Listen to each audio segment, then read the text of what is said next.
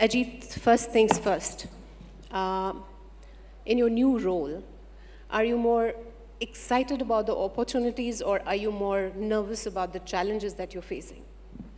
Excited for sure. I've joined a company where there's 2.7 billion people across its family of apps around the world. I think it's a very consequential platform, and I do have the tremendous opportunity to represent India and champion India in Facebook, and hopefully create a mission for the company that is exciting for both Facebook as well as India. So I'm excited. So is this your first public appearance after taking over? Yes, it is. What a brilliant mix. I think Conclave is the largest leadership platform for thought leadership, and we are delighted to have you here in your new leadership role. So, Ajit, coming to my next question, India is a very unique market. It's really interesting because, think of it, we introduced Manchurian into the Chinese cuisine, but we have to remember not to ask for Manchurian when you go to China because it doesn't exist. There are some great things we've done as well. Right? At Facebook? Manchurian may not be a great example of a localization. Okay, so did you have to do a lot of localization for the Indian market? For Facebook? Yes. Not Chinese food, right? Not Chinese food. I think so, and I think there are two parts to it. One, obviously the power of the Facebook family of apps has been that a lot of what has been built is globally relevant. So there's no question that it's equally relevant in India as it is in the US or in other markets. And yet there are places where we have built products that have come from India or been inspired by India. One of the more recent initiatives is really a lot of focus on women's safety. If really the mission of Facebook is to help build communities, that mission doesn't really go forward in India unless women feel safe on the internet and on Facebook, and women are able to build and engage with the communities that they're interested in. So one of the innovations has been in terms of a log profile photograph, product innovations that allow women to feel safe on the internet. So I think fundamentally there is a global product that works really well.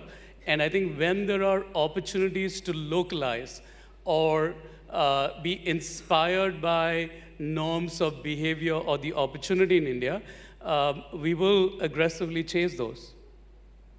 So, Ajit, I'm going to step back a little and go back to your stint at McKinsey and maybe indulge you as a futurist.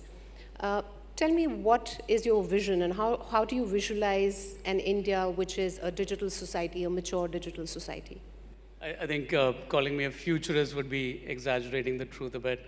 But I do think if you think about where we are and look forward 10 or 15 years, I think my ambition for India and the internet in India would be that there is equitable access to the internet where everyone feels the freedom to build and engage with the communities that they're interested in.